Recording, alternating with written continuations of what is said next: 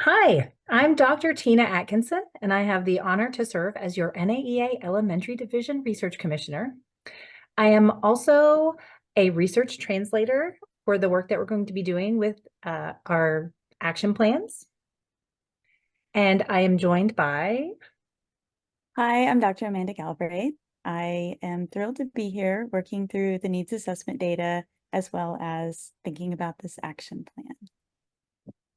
Our third research kitchen member and research translator is Dr. Yichien Cooper, and she is in Washington State. She could not join us for this recording, but she is always hard at work behind the scenes. And we do a presentation every year. Well, is this year 4? Is year 4 for us? This will be year 4. Year 4 for a presentation that we do called Research Kitchen. And Research Kitchen is under the Research tab, so do not filter it out when you're searching for fabulous sessions because it is a really fun one. And it is under Research, so don't run away because our Research Kitchen team loves to stir up cheesy cooking analogies to help demystify research and make data deliciously appetizing for all our educators in all educational settings. This is also your phone a friend page. So as we get into this work, if you start to feel a little overwhelmed, confused, or uncertain, you're welcome to send an email to any one of our research translating teams or your regional VPs if needed, and they can direct you to research-friendly art educators.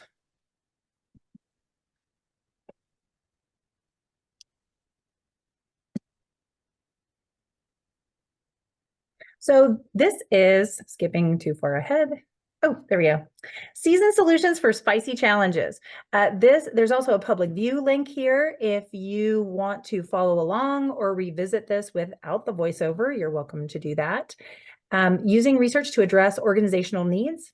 And this presentation was designed for you to help you as art educational leaders, state and provincial leaders, to craft really useful, actionable plans to make changes in your organization and in turn in the field of art education. So every time you're doing something small in your own educational environment, you're making ripples through the entire organization, through the profession, you're adding knowledge, and it is important whether you are an elementary art educator in the elementary classroom like I am, whether you're at a university and doing postdoctoral work like Dr. Amanda Galbraith, or whether you're training the next generation of art educators like Dr. Yichien Cooper. So it doesn't matter, museum, whatever your location, you're making changes. So don't stop. Don't turn away from data and research thinking it's not for you, because it is. Like food is for everybody, so is research. Nope, too far. So why are we here? We're here to grow you as a leader and to grow our organizations, as I just said, and to build our leadership network and sphere of influence. So not only are we interacting with each other and growing across states and regions and provincial boundaries, but we're also all adding to this idea of the research network, which is what the Research Commission is very focused on, is connecting research and data to all art educators in all educational situations. Yeah, I really like that very inclusive approach because I think when I hear the word research, it's very easy to go back to that kind of stereotypical view that we think of maybe when we hear the word research. And I just really love the idea that it really is for everyone. And if you ask questions, then research is for you. And I love that most people are already doing it and don't even realize it. So I also do a session with the elementary division called Research is Elementary, and it is just to sort of unmask where research lives in the elementary art classroom. So just be aware that you are already doing these things. You just haven't named them yet. And that's a great place to be, because isn't it nice to know that you're doing something you didn't know you were doing that's good, instead of being told you have to do something that you're not already doing? It's always better the first way.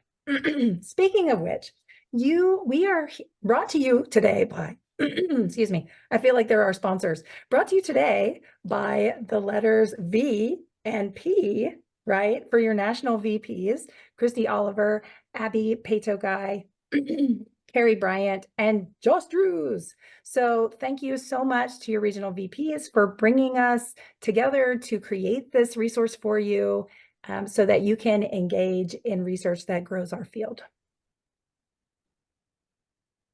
Any comments, complaints, or suggestions? These are the emails you're looking for.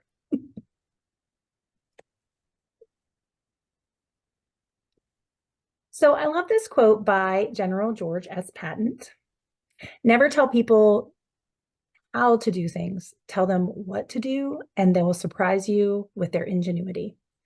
I feel that way about research, and I think this is a good place to pause and remind you that you are an expert. You are an educational leader, and you were elected by your people to do this work. So you are the expert in your field. You are the perfect people to do this work. You are the ones whose turn it is to grow your organization, to grow your field, and to grow your people in this process. So I think that's really important to remember, that it's not for somebody else. You've got this. Not only do you have this, but there are likely hundreds of people who voted that said they thought you got this too. They thought, I'm not sure about that grammar, Amanda. They also think you've got this. How about that's better?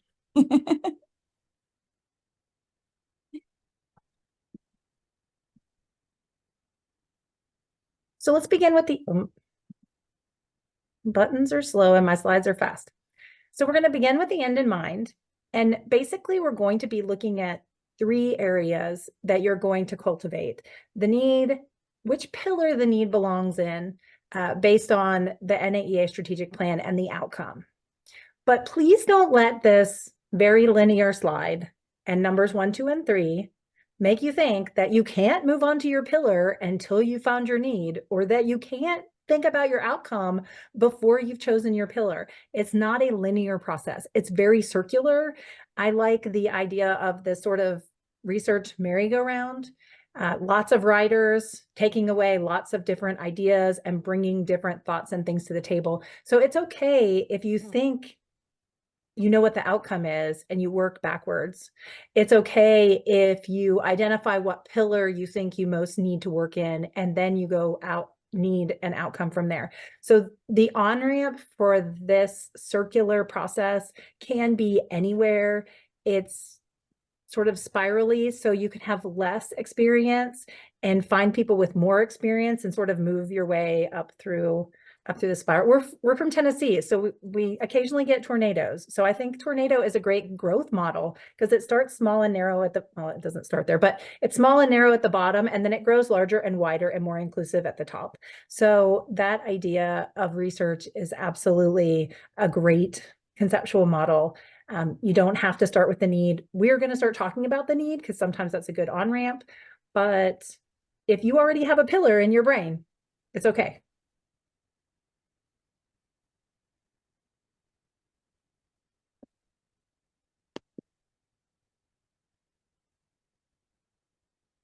The plan.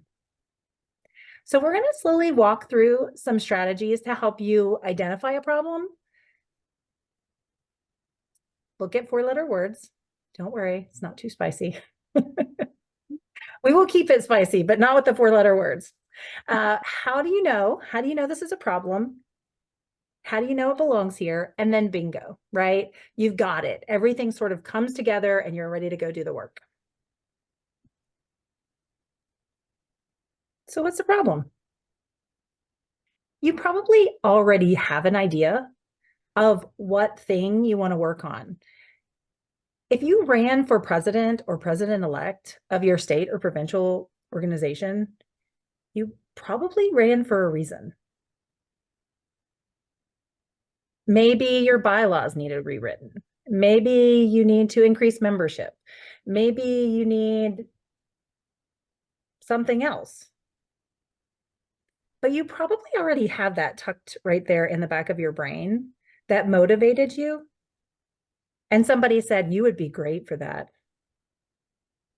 So you probably already have a little spark of what that's going to be.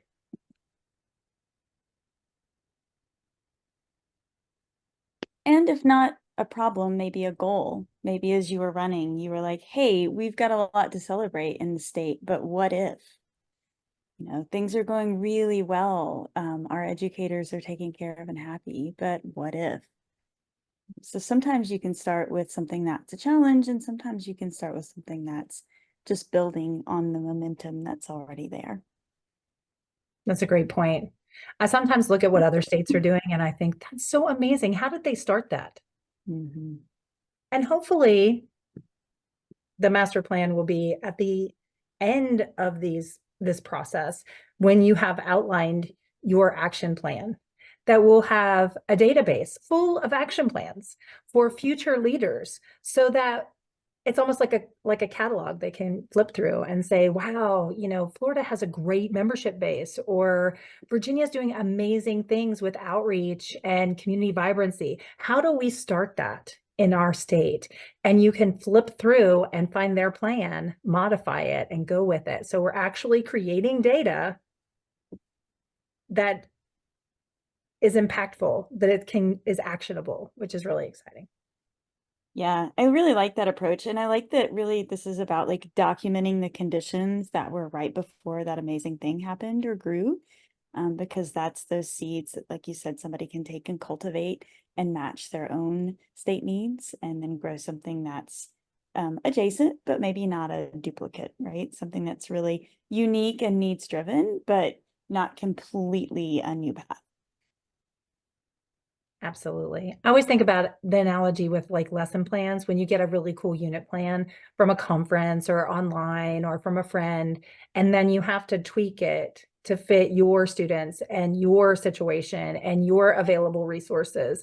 So in the end, we hope that's sort of our desired outcome, would be to have these plans in place. So if you wanted to follow in the footsteps of another state or provincial group, you could do that and follow their plan and retrace their learning, see their notes about what barriers, what they encountered that was positive or negative, and or what helped them grow, and what hindered them. So it's good to learn from other people.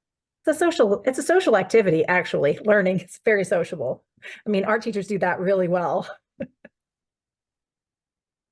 So here on this presentation, and if you have the public link, this is also linked in that QR code. The Pocket Guide to Probing Questions is a really useful resource, and it frames questions that helps the person who has the dilemma or the goal or the problem. It helps them think about that situation in a different way. Think about their data, their biases, their opinions in a different way. Because remember, the person who has the conundrum, you are the expert in your field. So you're going to identify a problem, and then your friend who's not the expert with your problem is going to ask you questions to make you think about your problem in a different way. Don't worry, I have an example. Yeah, I think that's a really nice thing, a nice practice. And I'll say practice because it's something that you'll get continually comfortable with. The more you reframe and go through this process, you'll gain some confidence in it. It might feel a little unusual or weird, but it will get better and add more clarity as you continue to practice at it. And we as educators are very solution oriented. So it's really difficult not to say, oh, hey, I did this. Maybe you could try that. And that's useful, but it's not as useful as letting someone solve their own problem, right? And we do this with students all the time, but for some reason we don't do it amongst colleagues as much. I actually learned this at an education and cooperative seminar that I went to this summer, and this Pocket Guide to Probing Questions just I love questions anyway. So why would, what outcomes would be the result of addressing that need? How do you know that that is going to solve your problem? What biases do you have that could impact how you think someone's work is progressing, or how are you thinking about something in a way, like what do you think causes that?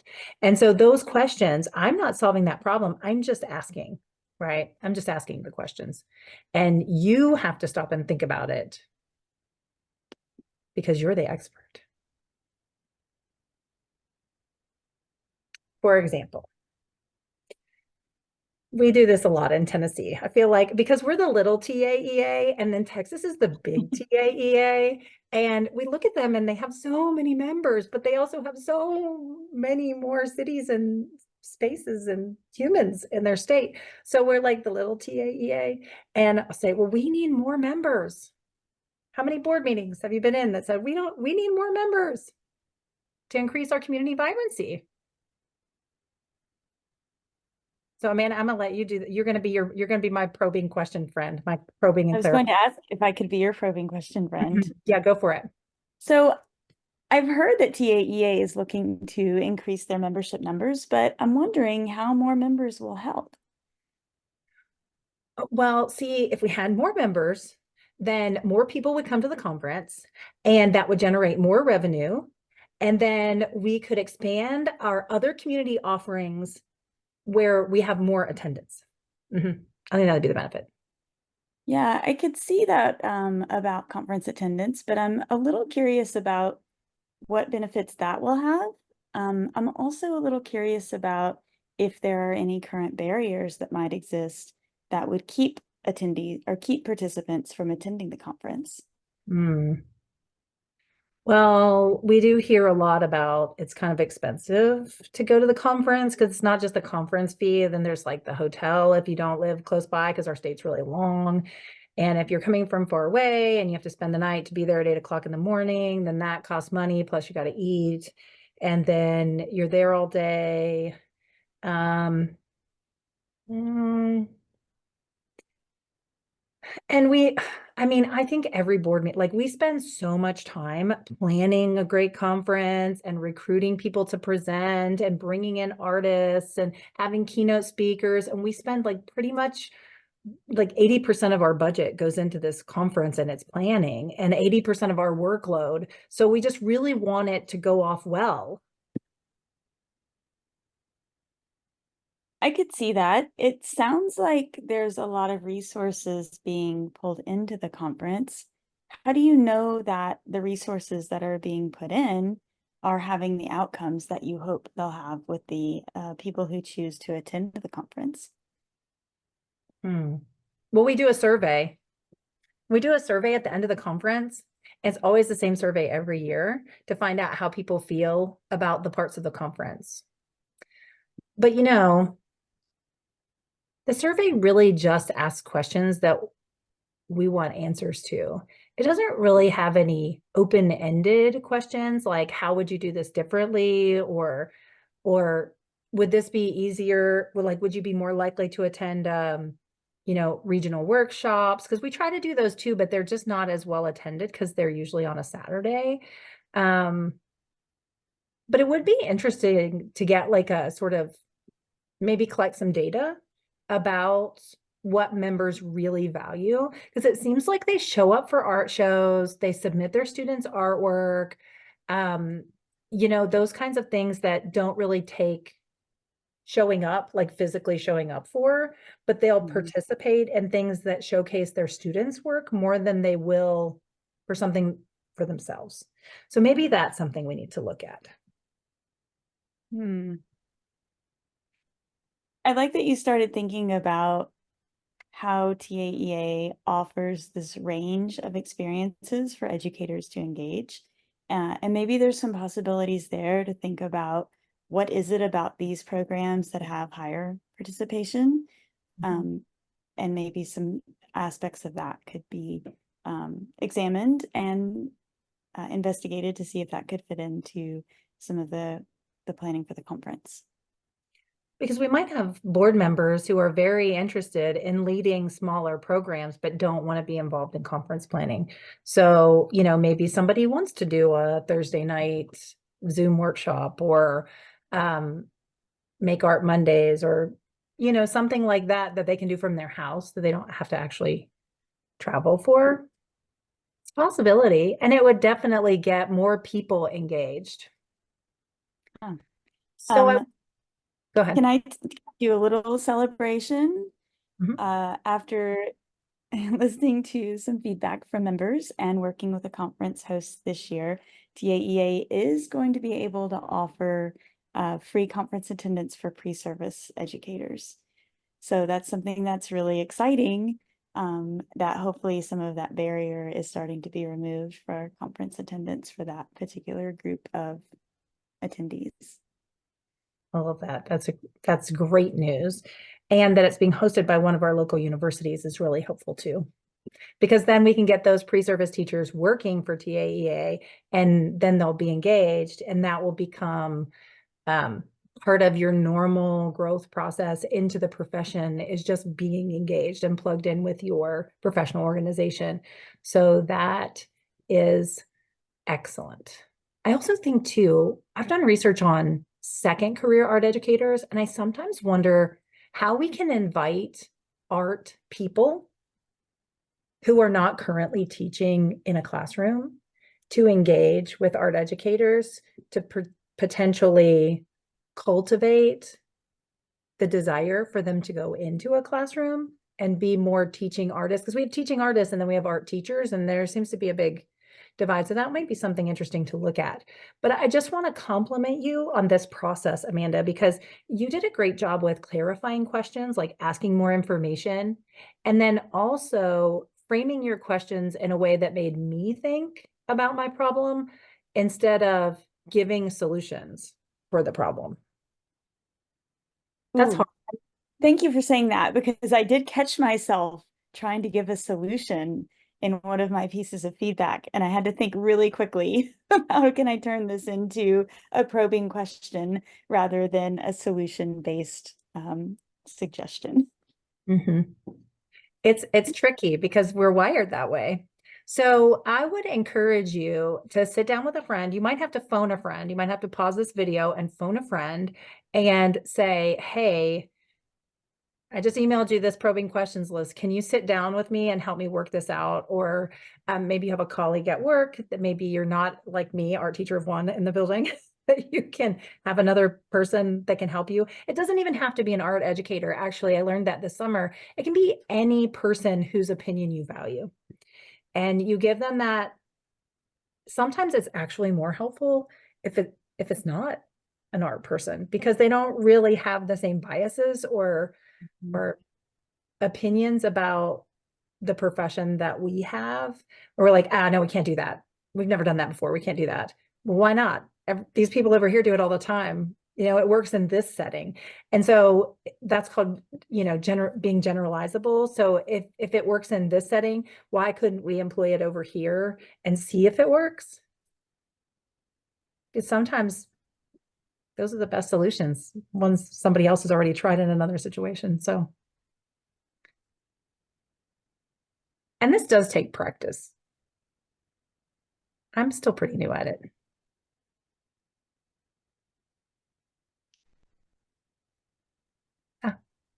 Did it again. Oh, here we go. Okay. So now that I've had this conversation with Amanda, I can take my problem and I can reframe and refocus it based on our conversation. So you wrote down your problem, you had some probing question and clarifying question time conversation with your trusted friend. And now we're going to say, okay, well, what programs or offerings are most valued, evidenced by member participation, right? What criteria do members identify that makes those offerings so engaging? So right there is a potential data collection. I could do a survey. I could ask members of these things that we currently offer, rank them in order of most valuable, right? Or which ones do you participate in 100%, 50% or never, right? And that will give me some really clear, actionable data. Well, maybe we need to drop these. Maybe we need to do more with that. Maybe we need more things this direction. And then refocus the outcomes. So by identifying and offering more programs that benefit member values, members will become more engaged. Because if you really like doing something, don't you end up leading it? Just saying, we always need new leaders, right? So you start doing something, you ask a friend who doesn't think that they're leading or they're doing something awesome, and you say, hey, you know what, you should come over here with me and do this thing.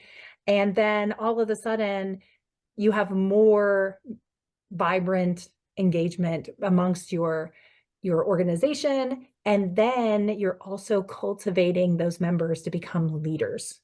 And that's really exciting. So it's like 6 Degrees of Kevin Bacon, you know, that game. It's like that. You ask a friend, and then they ask a friend, and then they know a friend who knows a friend, and then it goes like that. So I refocus my question here.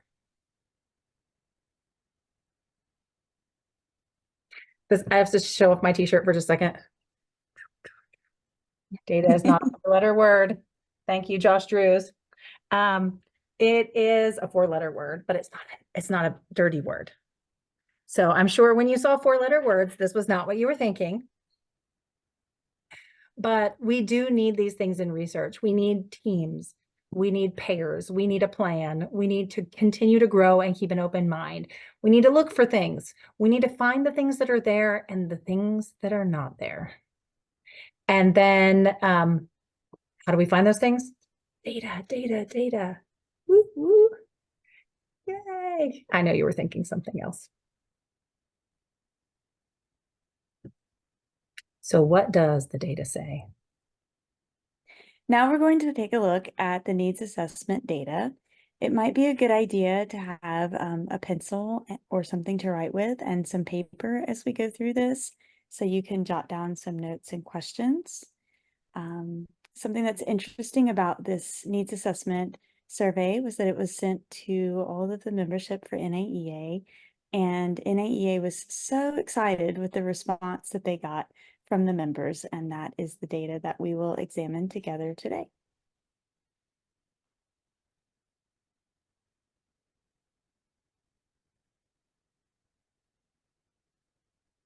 So this graphic that we are looking at now was created by a company that NAEA hired to help with the data analysis and presentation. This graphic comes from the report that they generated and shared with NAEA. The benefit of this kind of format is it allows you to kind of quickly see a large representation of the responses, make some generalized thoughts, maybe come up with some questions. The downside of this is you kind of lose a connection to the original voices of the survey and the questions. So we're going to apply that lens as we look at this particular set of responses from this survey item. So this survey item asked participants to pick 3 factors from a list of 43 factors that they viewed as being the most critical that would impact arts education over the next 3 years. So I just want to pause for a minute to give you a chance to look over this graph and come up with some questions or observations that you have.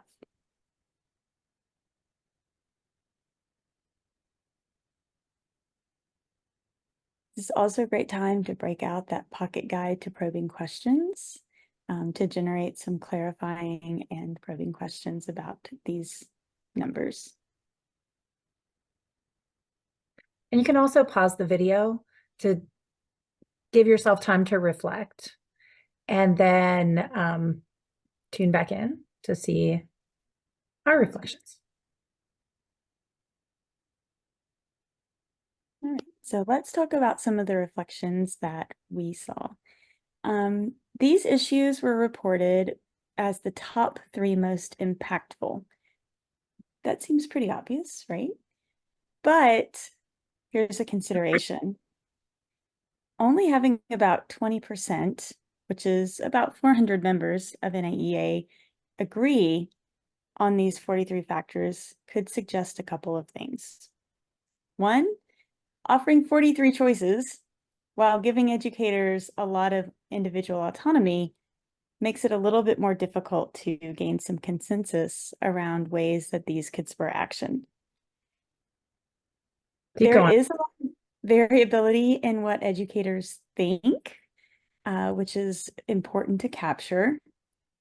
It might be helpful to group some of these factors into themes or collections so you can start to get some ideas for ways to move forward to address what educators are saying in these surveys.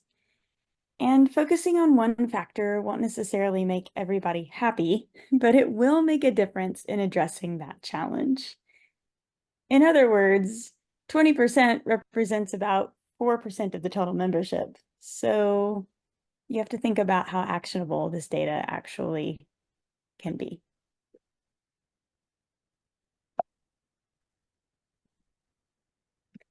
So I also wanted to point out at the bottom of this slide, the N equals 1,970.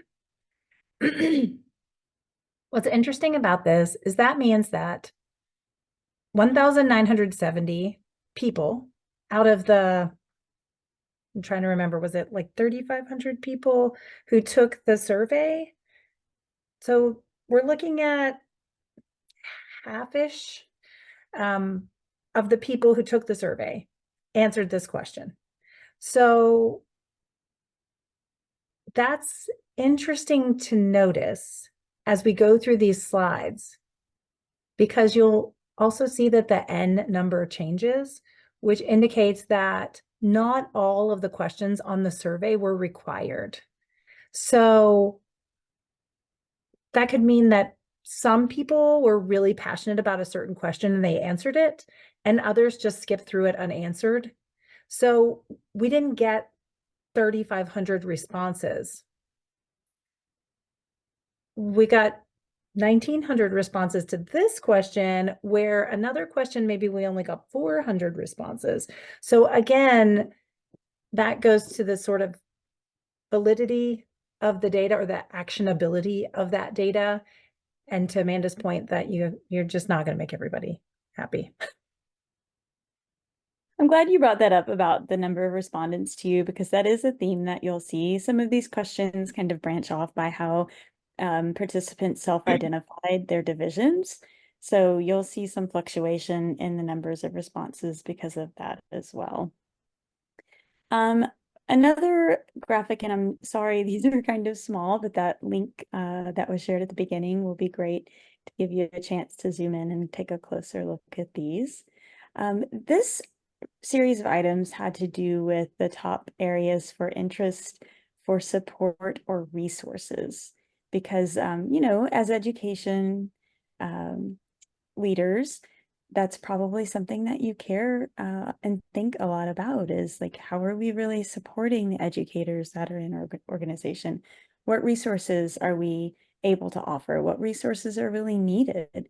You can really certainly think about a lot of those types of questions. So let's take a look at what came back on the needs assessment survey about support and resources. I would like to highlight, as an example, for elementary, 662 respondents responded to this, and 43% of that is 278 educators. While their voices are certainly valuable, think about how that represents the collective voices of the educators in elementary division that did not respond to the survey, and maybe even the elementary educators who are not currently NAEA members. I would also like to point out that there are, well, I guess we'll talk about our observations on the next slide, but maybe just spend some time looking at this and making your own assumptions. There's a lot to unpack here. Yes. Can we pause for a minute and maybe cut that part? Which part? The part where I just said, like, make your own assumptions, because that doesn't make any sense. Sure. Yeah, let's just cut with So I was earlier. also thinking about leaving the data slide up while you talk about the next Yeah, slide. I think Because it that's makes sense nice. for them to look at it while you're talking about it. Yes, Excuse me, sorry, this crud. I'm sorry. Go ahead. So now we are talking about the needs assessment data for support and resources. Yes? Yeah, so you're actually talking about the next slide, but I'm not going to slide on so they Yeah, can look at it. yes, that makes sense. Okay, so as you look at this slide, you'll notice there appear to be about 10 options under each division, but the options change depending on the division list. So it's a little hard to tell what the actual totals were without having that original data.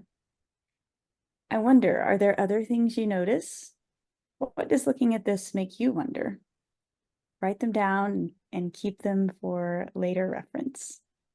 I'm curious about the definitions of some of these, like community arts based. Like, I'm not exactly sure what that means. Does that mean like local organizations that support the arts? And if that's the case, how can NAEA help with that? So these are some of the things that I'm thinking about just looking at this data.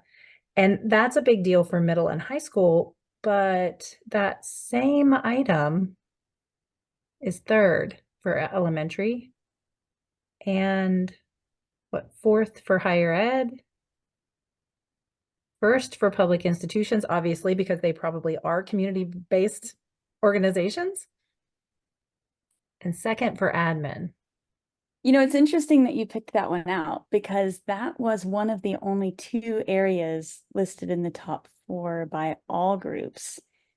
Community arts-based programs, resources to engage with, and also educating key stakeholders on the arts' importance. Those 2 seem to have universal interest amongst all stakeholder groups. Which is interesting because you think that that means that most people have a standardized definition for what constitutes arts-based, community arts-based resources. But just looking at this, I'm not sure I would have a clear, like outsiders, like not insiders, not art educators might say, well, what is that? Because I would consider in Nashville our zoo as a community organization that includes the arts, but I don't think everybody would. So it's interesting. So which ones should be included and which ones should not be included? And so there's a whole lot to unpack in just that one little line. Data, so bottomless. Infinite possibilities. It really is. It's kind of exciting when you look at it. It is. And while we could probably spend lots of time talking about that, let's go to the next microscopic slide. Okay. Oh, even So this data, again, scaled very smallly. That's not even a word. It's tiny. So this one I had to look at many times, and I had to phone a friend, and I had to talk to Dr. Tina and say, what are we looking at here? It's just it's a little tricky. So each area is ranked by, well, first of all, they're divided again into the divisions, and then each benefit that's offered is ranked by the most valued within that division in blue and the least valued in that division in purple. So, for example, the elementary division respondents ranked the National Visual Art Standards was at 58%, so not an overwhelming majority, but still 58%, ranked those as the most valuable resource, while the NAEA National Convention was ranked, at least among elementary visual art educators, as the least valued at 38%. So what are some other things you notice? What questions does this generate? What questions does this generate? I think it's curious that it appears that both the most important and the least important ranked items show up in the top 5 for each category. Curious. I was also curious as I started looking a little bit more closely in those items that showed up frequently and kind of how those items were defined or what was available under those items.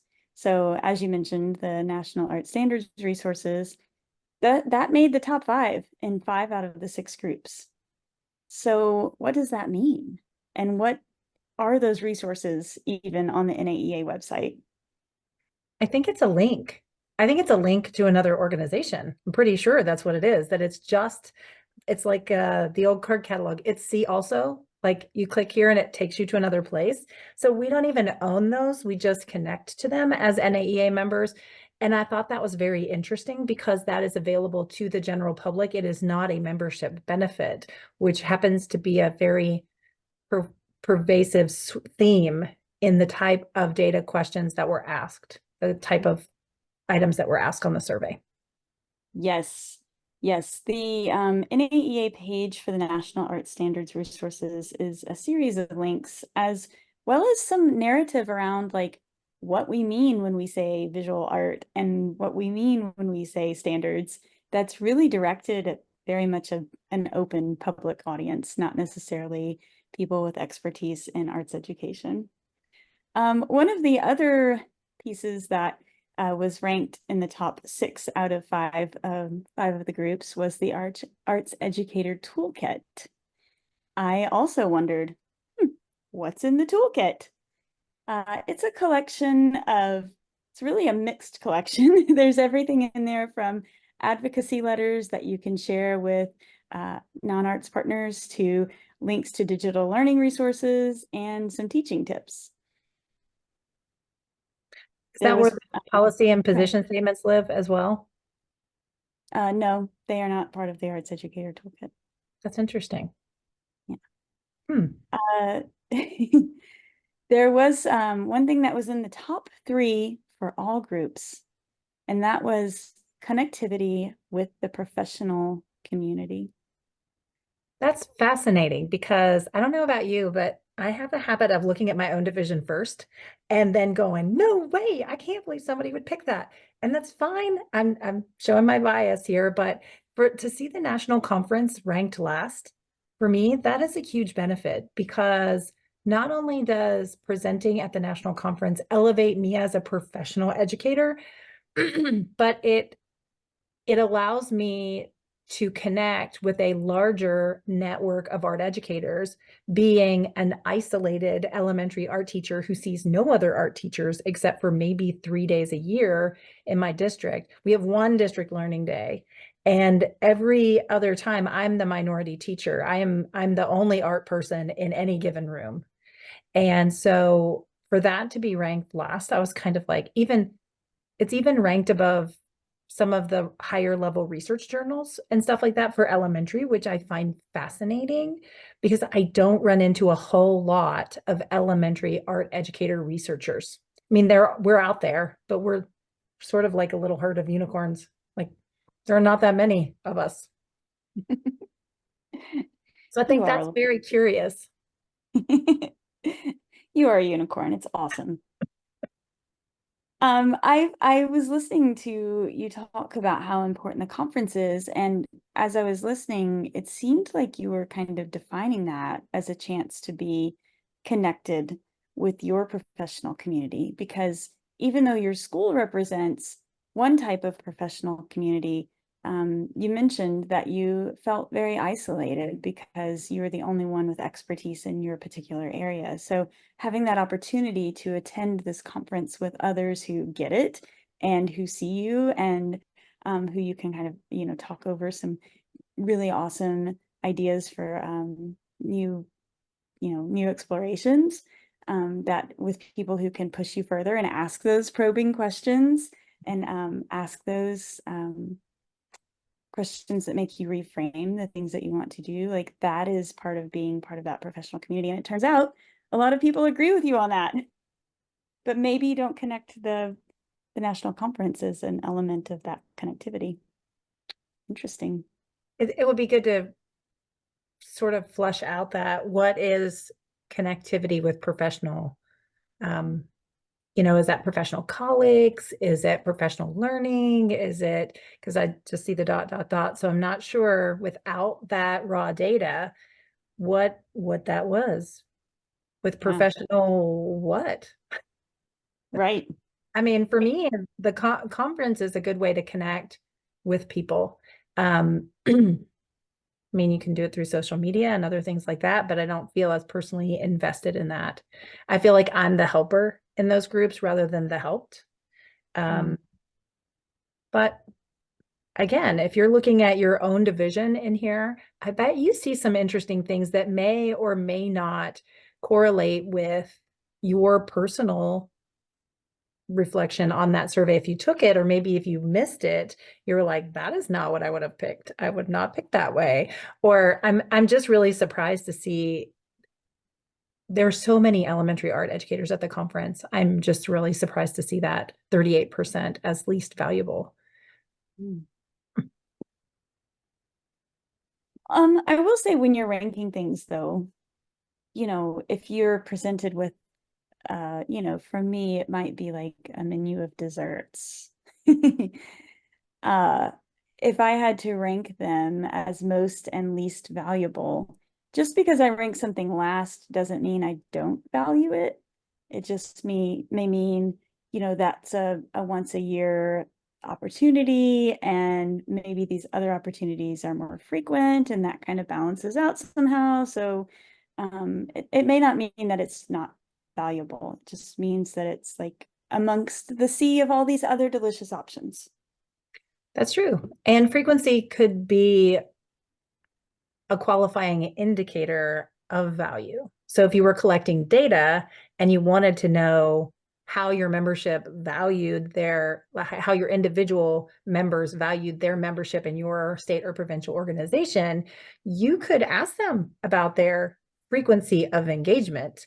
And that could be an indicator of how much, how many times a month do you visit the website to look for anything? How often do you engage with other members?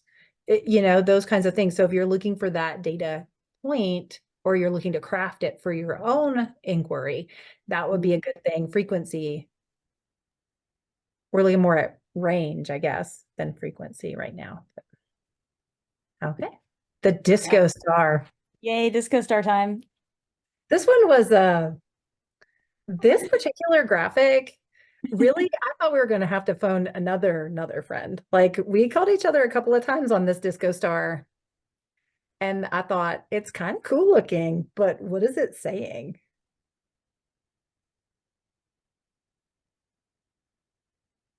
Yeah, I also I appreciate non-traditional visualizations of data. I think that's a really exciting field, and I think it's a way to spend time thinking about what we're seeing in the data, what it's telling us, really coming up with some ways to identify with the voices that kind of echo what we think and say, and also engage with those voices that may have an alternative opinion or something we haven't even considered yet. So looking at this disco star though, I was like, okay, I see that there's concentric shapes, not really even circular. There's percentages. There seem to be these things, and the color seems to be important, right? So like, okay, now brain, I have to unpack all of this and think about what it's saying. So the idea here was to think about how the benefits NAEA offers its members support you in your career and workplace. So the outside of the Disco Star has these issue areas. For example, opportunities to for industry visibility and leadership is one. So there's these areas around the exterior. Then the colors represent places where those needs are served. So NAEA is the purple. State organizations is kind of the lavender, the lighter purple.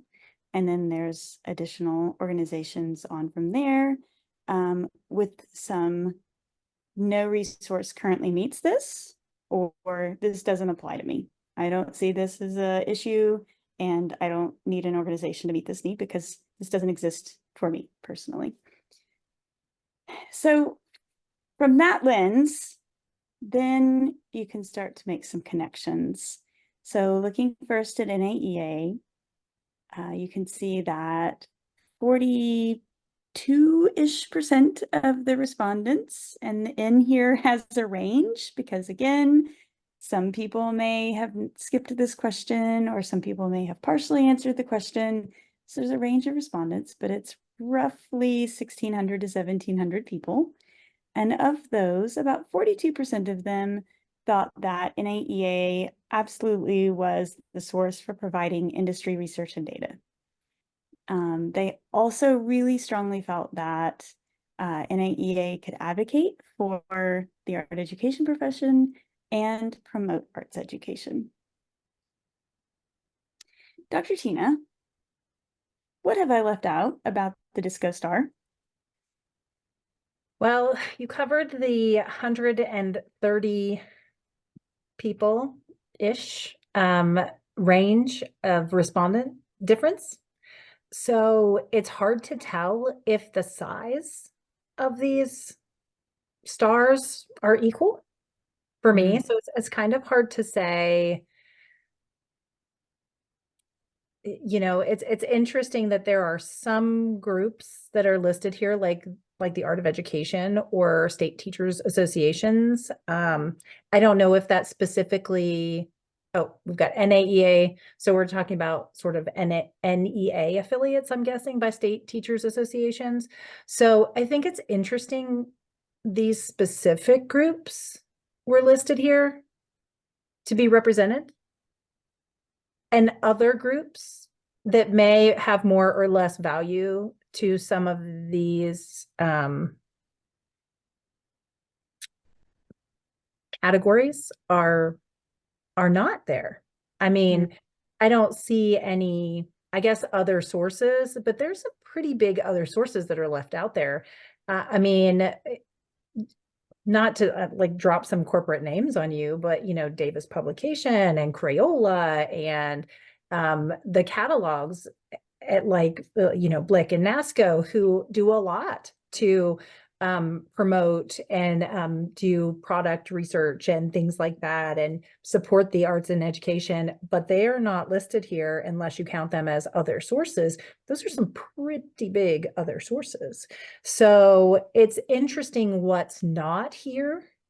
To me, like that gap analysis, it's interesting to see what's missing, and it's interesting to see what ended up on the board without having that developmental knowledge of who wrote the survey and what that raw data actually looked like. It's tricky. So that's the great thing. One of the great things about generating your own data is that you can frame that in a way that's meaningful to you and what you're working with. This was done by a professional research company, not made of art educators. So I'm curious to see how some of these things got on here and some did not. Yeah, you reminded me of something that I was thinking about earlier when I looked at this, is kind of what was missing, that there were fewer options, particularly in comparison to some of the other questions. Like we previously saw that art educators really value links to the national art standards, yet NCCAS was not on this list as a resource. So, you know, there was more consensus here potentially than some of the other questions, but there were also fewer options and some things that were included in broader categories that maybe would have been helpful in this case to have a little bit more delineated.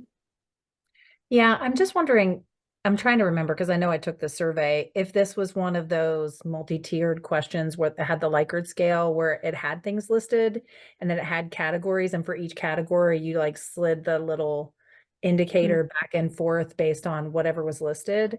But again, I'm curious to know why these, why this particular, I mean, NAEA state associations, state teachers associations, those and social media, those kind of make sense. But when you bring individual companies into it and you leave out large individual companies who contribute, that makes me go, interesting.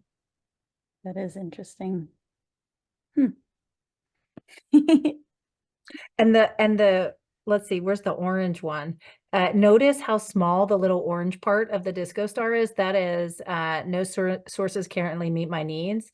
But then there's this gigantic like 3-pointed star that says not applicable. So clearly there is a gap in there somewhere between the yellow orange and the red. Like, I don't have this problem. And I have this problem and there's nothing out there for me. So that is, I would just like to sort of peel off those two indicators and look to see if maybe the people who said I have nothing is meeting my needs, those are the people I would like to get into like a focus group and say, tell me about your needs. And then create something based on those needs and then find out from the audience, because it's like a 2 birds with 1 stone kind of thing. You may be able to sort of crowdsource sources for their problem, like sources for them to find information. And then you also may be able to connect people and expand your knowledge and network and uplift those people. Because if you're saying I have no sources that are currently helping me, that to me that should be in red, because those are the teachers we're at risk for losing when they can't find things that meet their needs. Yeah, I did notice on the Art Educator Toolkit, there is a like, what do you need fillable form. So there is a pathway to address some of those needs, but educators have to know it's there, right? That's true. Or somebody has to direct them to it.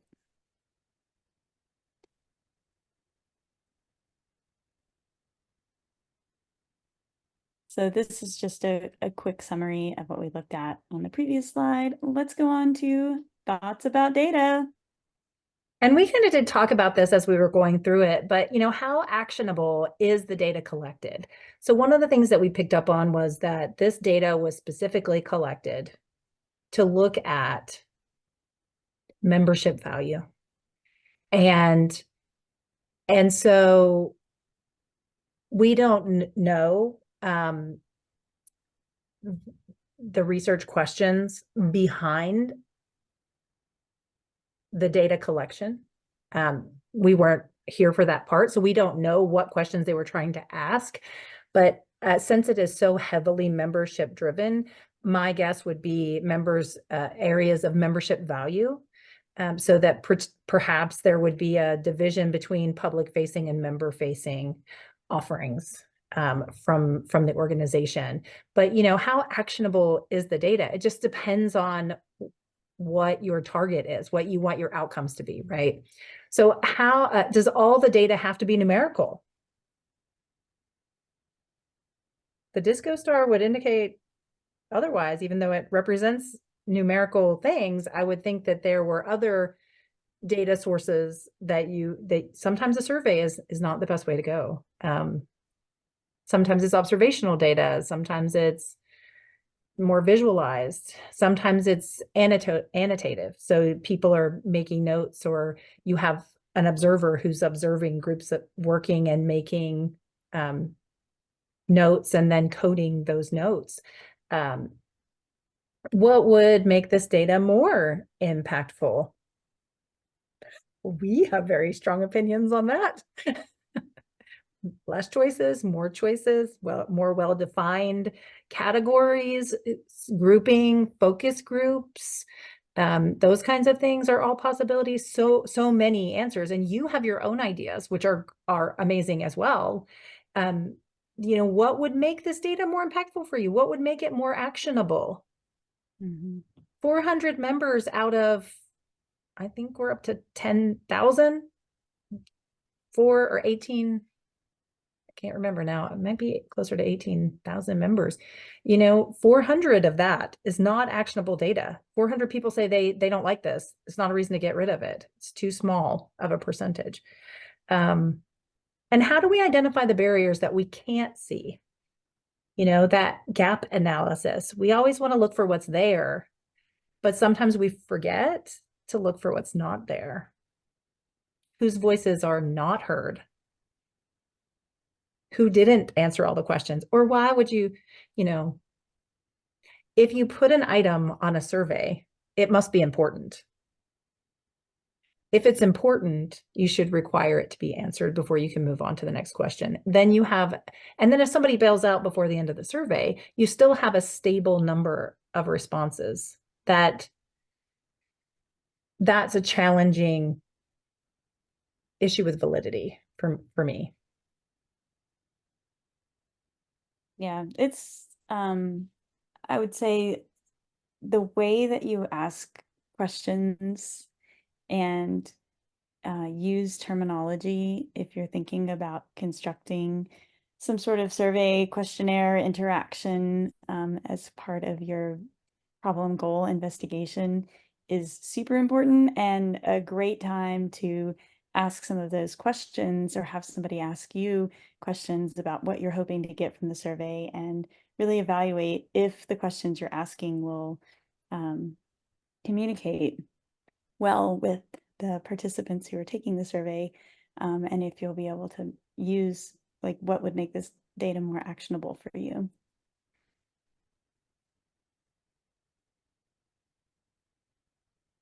So some additional questions to think about as you're looking back at this data, and hopefully your brain just didn't shut off and your eyes glaze over and drool trickle out of your mouth when we start looking at these charts, because it's about you. This is your data.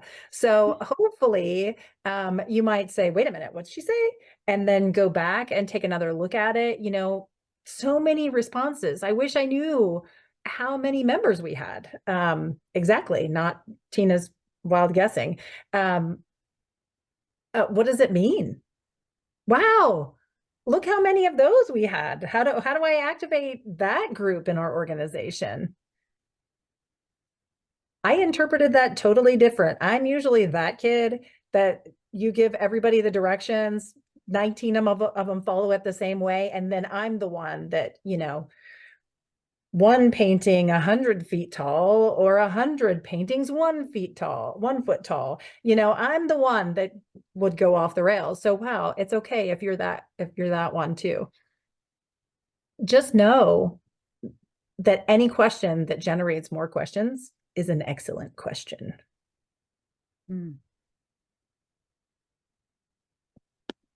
So at this point, after looking at that needs assessment data, you might say, wow, I think I maybe need to take another look at my question, my problem that I started with. Maybe I need to reframe that a little bit more, refine it a little bit more. And that's okay if it makes you want to do that. You should certainly pause the video and take some time to do that as well. A friend of mine was giving a speech at our alumni dinner, and he quoted Alvin Toffler, who's a futurist, writer, and businessman.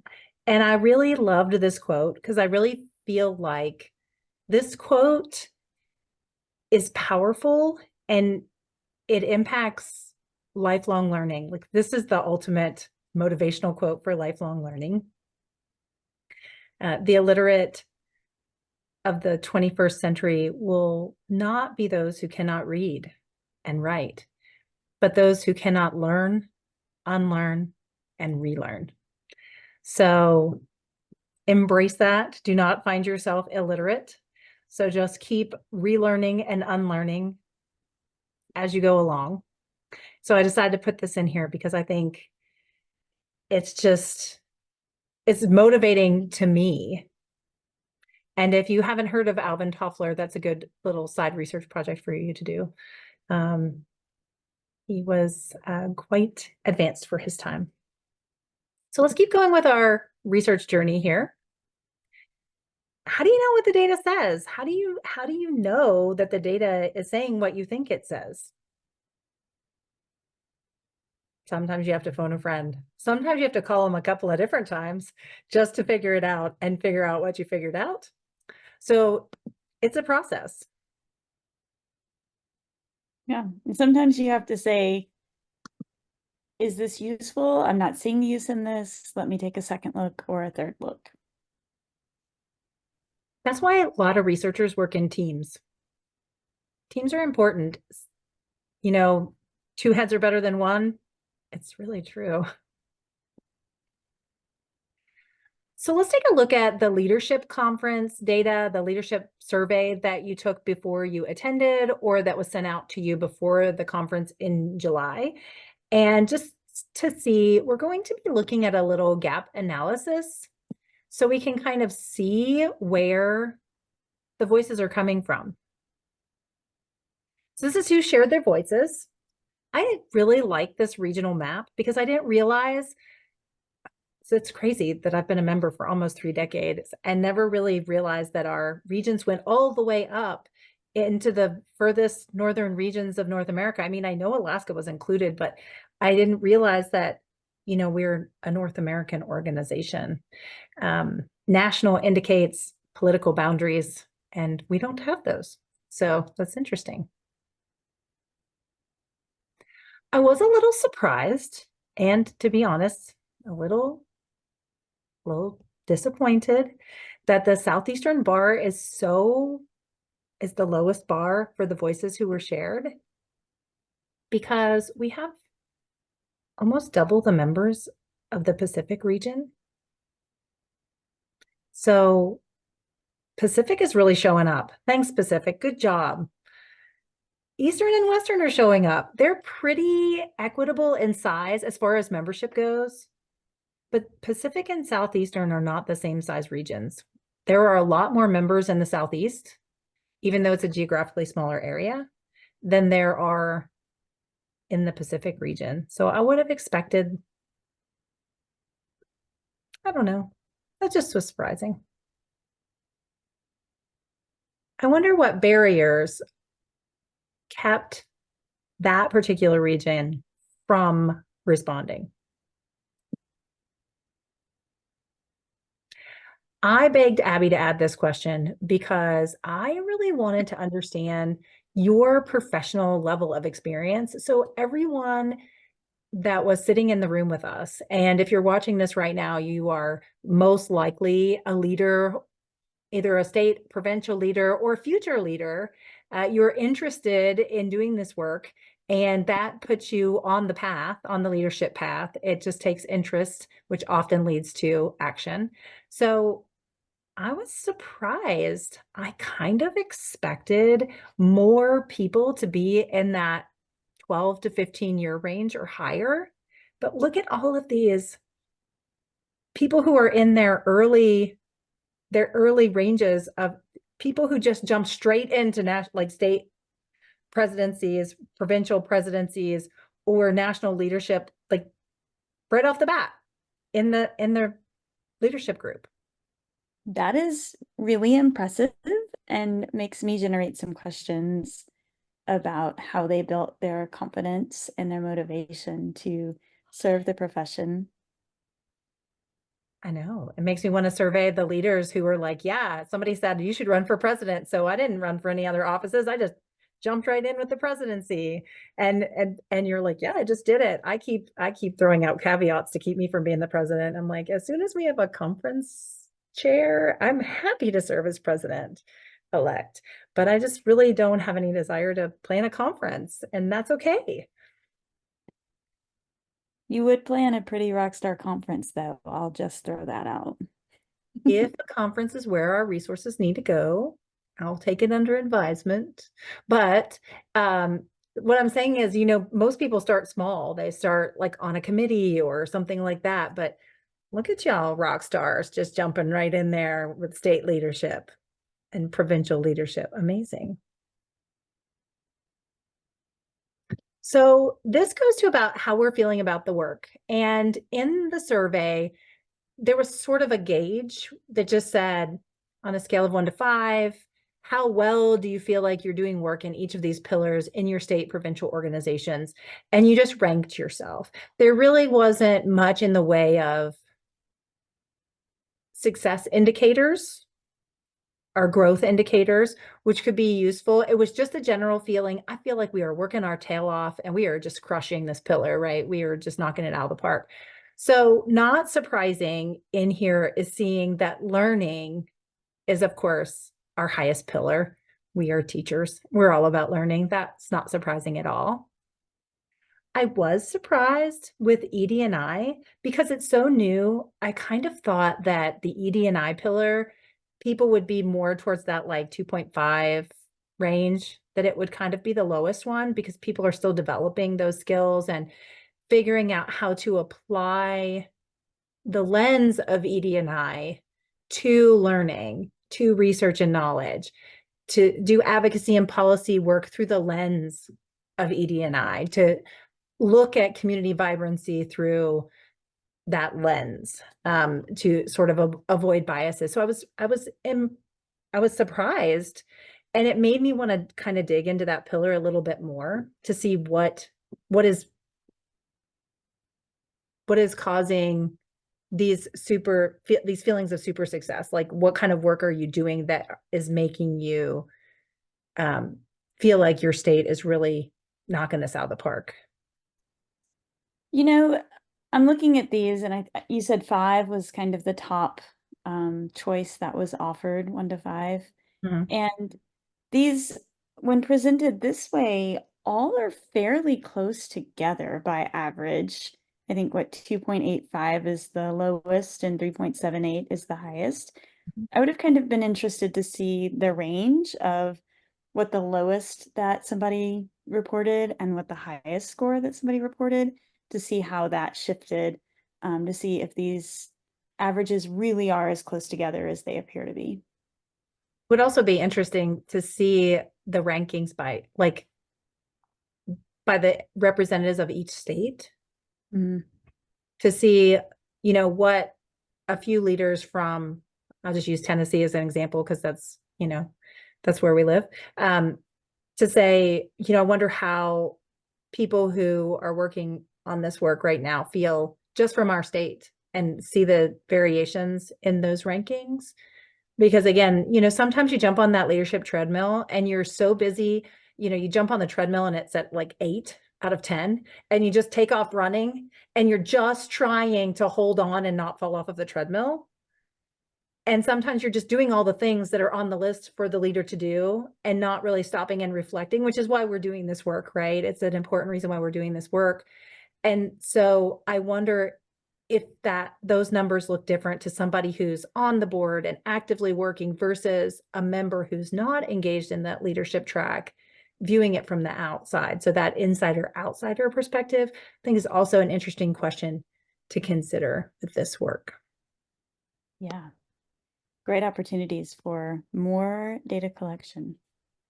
So here it's disaggregated a little bit more. That just means we separated it out by groups, smaller groups than the whole. And we're looking at it by region. And again, it's pretty equitable across the board. There are some areas that are lower, but nothing surprising, right? We're seeing that ED&I and research pillars are on the low side, and learning is, of course, the only one that has a 4. So maybe it was only 1 to 4. I'm trying to remember. Yeah, that would make sense. Yes, in putting these graphics together, again, a little explanation of what the survey instrument looked like and what the ranges would be helpful in interpreting what's represented here. I did see it and I did take it, But it didn't stick in my brain, though I know it was a range and it wasn't higher than 5. So I was on that end of it. It's like a lot's happened since then. You So have a lot in your brain to keep up with. You just amaze me with everything that you accomplish. So the fact that you can't remember a survey from some time ago is nothing to be July, mad about. September now, but July, yeah. Well, I appreciate that. There's a lot going on in there, the Department of Mysteries. But as far as this data goes, I think that the most interesting one is community vibrancy. Look at that. They're all like right in a row. They're almost the same height. That's super interesting. Yeah, that one has a lot of consensus. Very curious. And I have to say again how impressed I am with Pacific Region because I think when I looked at the membership breakdown, that only 13% of members are in the Pacific region.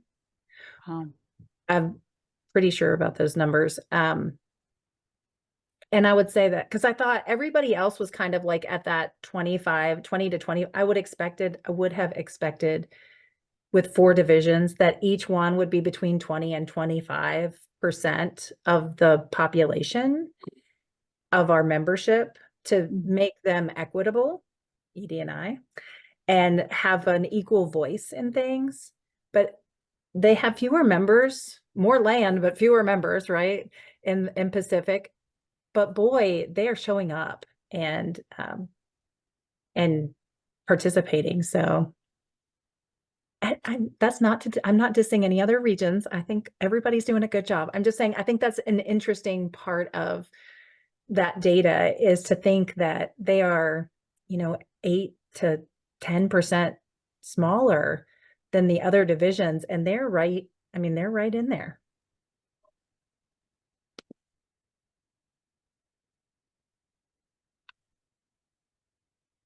I love this word cloud as a data point because that goes back to us saying that not all data needs to be numerical. There was a question for each pillar besides ranking how you think your state is doing or province is doing as far as this accomplishing this work. We also asked a question that was, what would it look like if somebody was just crushing it, like just knocking it out of the park, right? If it was amazing work, outstanding, top tier, what would it look like? And so we took those descriptions. Abby did this, Pacific Region VP. She took it and created this word cloud for ED&I.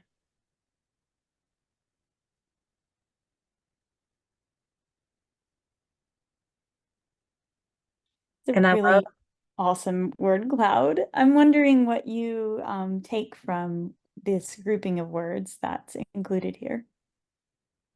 well, I think that there's a t-shirt design hidden in here. Think diverse educators, right? Think diverse educators. There's so many diversity indicators for educators and art educators in particular. I think we are a very diverse group. And I think that I mean, I would like a t-shirt that says think diverse educators and tint. But I just think it's great because it's not just about color and ethnicity and, culture. It's also about ability. It's about, invisible disabilities. It's about physical disabilities. It's about, all the things that make us special and unique. There is not a more unique group of people who do the same thing than art educators. I mean, I think we are amazing individuals. Might be a little biased on that one, but I do think that we have a lot of hidden diversity, a lot of diversity that's not as visual, and we need to highlight that. And so think diverse educators and then have some ways that people are diverse outside of optics, just what you can see, because we have a lot of diversity. It could be specializations, it could be educational environment, it could be, special needs groups, it could be high achieving, it could be socioeconomic, geographic. I mean, we just have a lot of diversity. So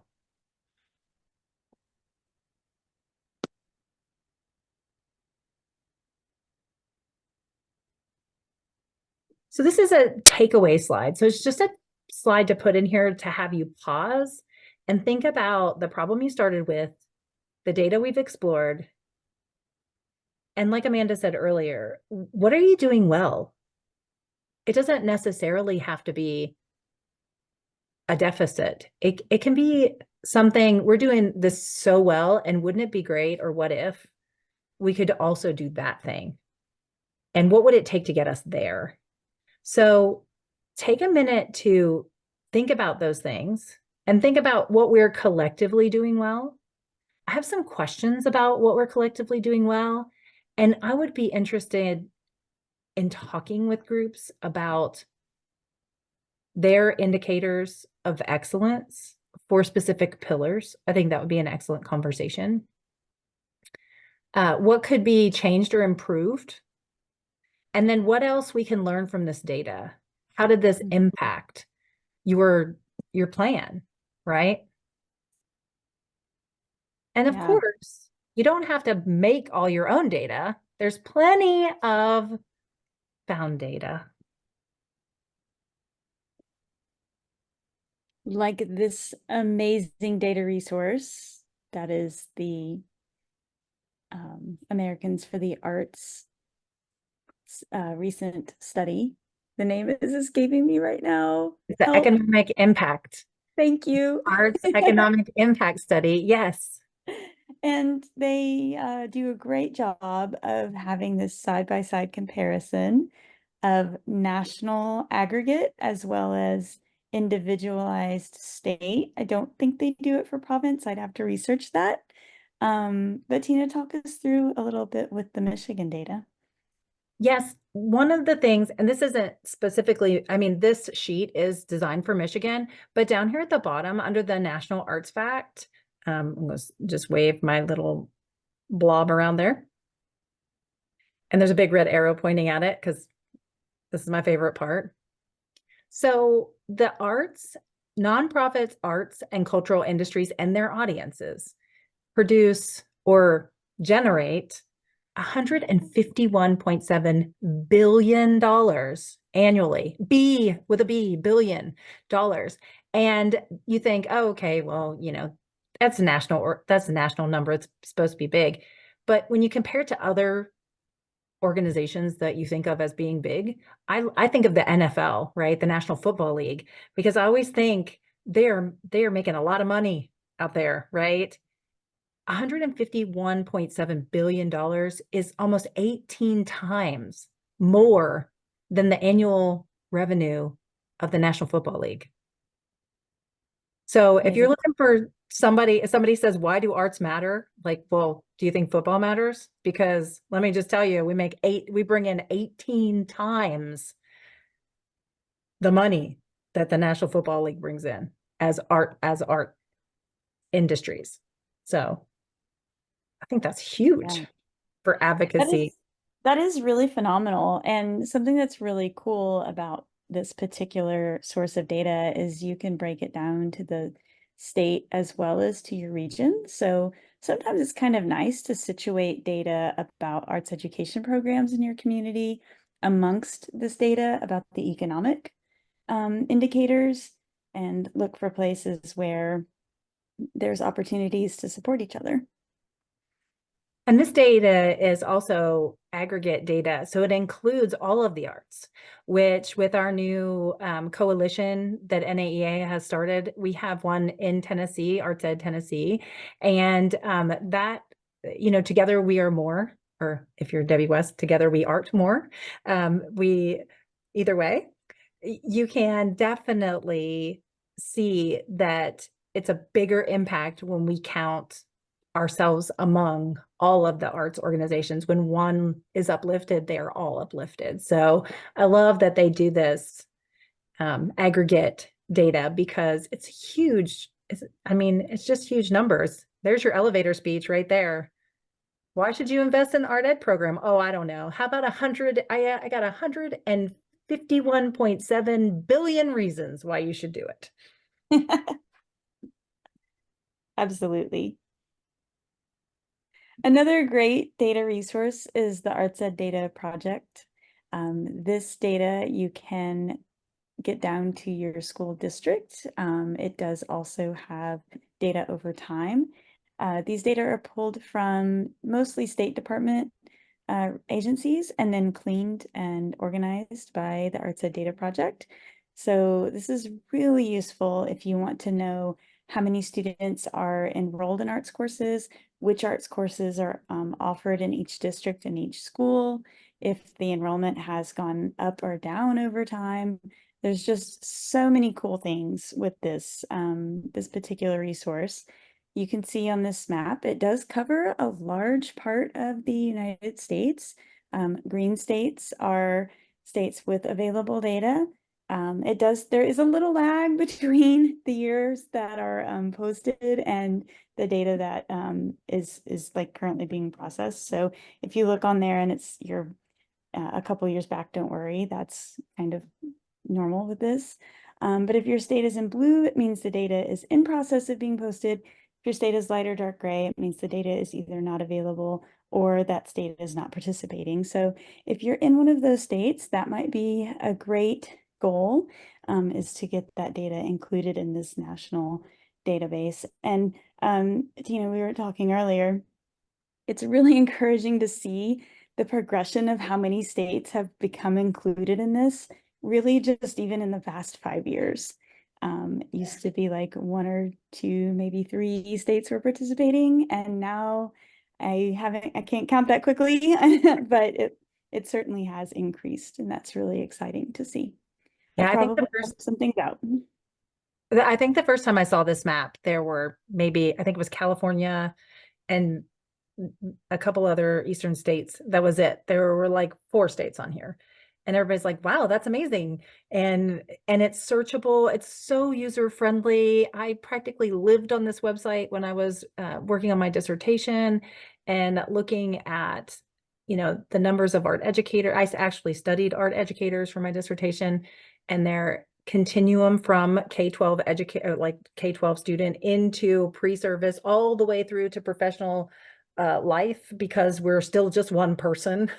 I'm gonna chop them up into sections, but like it's one person's journey. I think that's an important story to tell. So this data is so useful, and it's great advocacy, because if your district doesn't have, say, an elementary program, or right now our district is struggling with middle level programming because of our middle level master schedules, our kids leave elementary where it's mandated, and they might not get another art class until high school. And so that continuum is important. And this is a great resource to help support that and advocate for that. Bingo! This is the part where it all comes together. Woohoo! We're here. It won't happen overnight, but as you learn more and you find more resources and you advance your research network, which now we are a part of, it might cause you to reframe and refocus your problem. There are 150 billion problems out there. Just focus on one. Just pick one, narrow it down, ask more questions, and then focus on the next one. And so don't try to solve them all in one go. So reframe it, refine it, and it's okay if you change it a little bit on the way. And this is just an example of one way that you can reframe and refocus, right? So from our example earlier, where we're using our probing and clarifying questions, I just took my problem and sort of refocused it. So instead of working on improving, like recruiting more members, I thought maybe what I need to focus on is identifying offerings that are most beneficial to the existing membership. Because when you get members excited about something, they're going to bring in more members. So that's the way I went with my refinement. Now, the actual work that the VPs want from you. Maybe start it out with your pillar. I know, 80s reference, sorry. There's a Homer Simpson movie coming out. I'm very excited. Mr. Smithers will be in it. Mr. Burns. So where does it fit? What pillar? This is the tricky part. See how there's an arrow across from equity, diversity, and inclusion? So for this action plan, your research translators and your VPs would like you to consider choosing a pillar, and whatever pillar you choose, focusing that pillar through the lens of ED&I. So instead of choosing ED&I as part of your action plan, you're going to look at learning, research knowledge, advocacy policy, or community vibrancy through the lens of ED&I. You're looking for who's there, who's not there, barriers, why, and asking those questions. And our perspective for that reasoning was that sometimes when we focus on ED&I, it becomes very biased very quickly because we have our own opinions and experiences. But if we're focusing on another action through that lens, it tends to help mitigate those biases so that we can really look at it objectively and see who's there and who's not there, and why. It really gives a conversation point too of bringing in voices to inform and share their experience. Absolutely. So when you're considering your pillar, just know that ED&I is going to always have a buddy. You're looking at learning through that lens. You're looking at research and knowledge through that lens. You're looking at advocacy, policy, community vibrancy through that lens. And then everybody's doing ED&I work. How awesome is that? This should look familiar. This was the begin with the end in mind, right? So wherever you came into this process, you maybe came in with your pillar and then you're like, wait, she just changed the pillars on me. It's okay, reframe, right? You maybe be thinking about your outcome. You maybe are thinking about your needs. Before you continue with your action plan, you're going to need to develop all three areas. So it doesn't have to be in any particular order. You're just going to need those areas developed. This is your useful data page with linked guides, the pillars handout, the pillar project handout. You've got your pocket guide to probing questions that you can use for anything that you need help solving. There will be a Google link coming up, a QR code for a place to submit your action plan. And then, of course, these QR codes and links are for the found data that we talked about, the Arts Action Impact Study, and then I said that wrong, Americans for the Arts Impact Study, and the Arts Ed Data Project map and its associated database that's fun to like dig into and search out your district and things like that. Oh, wait, that's not it, right? This is the part that goes kind of fast, and then you're gonna rewind it and say, okay, I've got these three things. Now what do I do? Let me go back and look. Well, you're going to keep working on this plan. And some of you have already started, you've already met with leader to leader with your VPs, and you're starting to develop those data collections. You're starting to identify data streams that you can use, finding advocates and partners that can help you collect this data. And talking to the members that you serve who said you would be great at this because you are. And you said I would be great at this. How about you come help me? Right? You put me up here, come on up with me. That's the way I like to do that. So what do you know? What do you need to know? And sometimes reframing it like that and not thinking about, we're doing this all the time, right? We're always doing this. What do I know? What's working in my classroom? What's not working? Why is this not working? Why is this one working and that one's not working? So it's what do we know and what do we need to know? And sometimes that step can help you refine your process.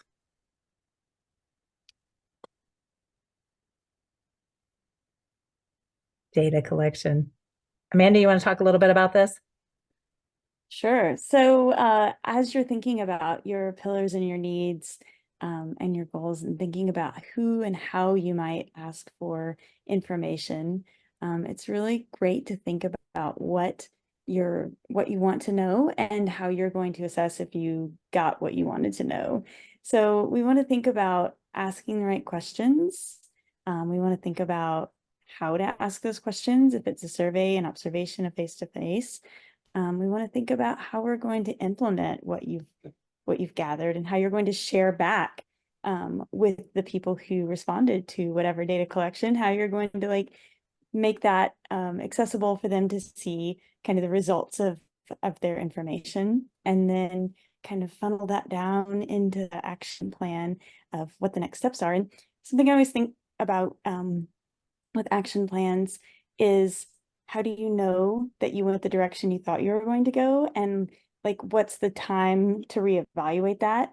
It doesn't mean it has to be indefinite and go on forever. It can have a hard stop where you say, we're going to implement this, and at this point, like, that's it. Or you can say, at this point, we're going to reevaluate and maybe shift. That's all kind of that decision-making process that happens as you think about your goal and where it aligns with the overall voices that you're hearing from your data collection. I love that. Out. What's that?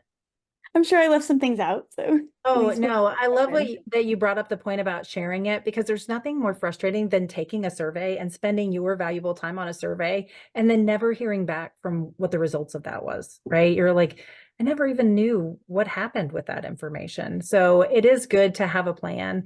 A great example of that is the Teacher Retention and Recruitment Task Force that just wrapped up and submitted their action plan, right? It's leveled. So there's the short-term goals, there's the midterm goals, and then there's the long-term goals.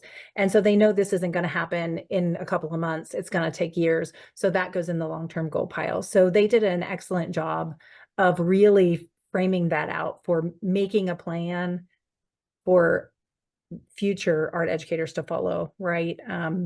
Sometimes that's your job, is to make a plan for somebody else to follow.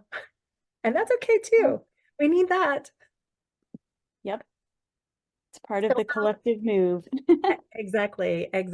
Hey, I set up the chessboard, y'all play. Sometimes that's just the way that goes. So when you're thinking about your action steps, no more than 3. Remember, simplify your life. 1 problem, 3 action steps. Think about what Amanda was just talking about. How are you going to assess the success or efficacy of what you implemented? So I did this thing. I thought it would do this. How are you going to assess that and figure out what the thing actually did? Did it make it better? Did it make it worse? How do you know? So I put 3 of them up here, because no more than 3. Please don't plan 47 actions. You don't have time for that. You have a full-time job, probably family members who would love to see your face, and maybe some shows that you need to watch on Netflix. I don't know, but there's some things that you want to do in your life besides, writing an action plan. So keep it balanced. So 3. And then scan this QR code and submit your action plan. Woo! You did it. This is your plan. What's great about this plan is that not only did you document what you did, how you did it, where you did it, what your outcomes were, but then you can also include in your assessment criteria what other steps you might be ready to take afterwards, right? So you finished it, and now here's what we're going to do. And that's interesting, because somebody may have already done this, and then they were like, ooh, I didn't think about doing that next. And that might be the most valuable part, is the follow-up questions.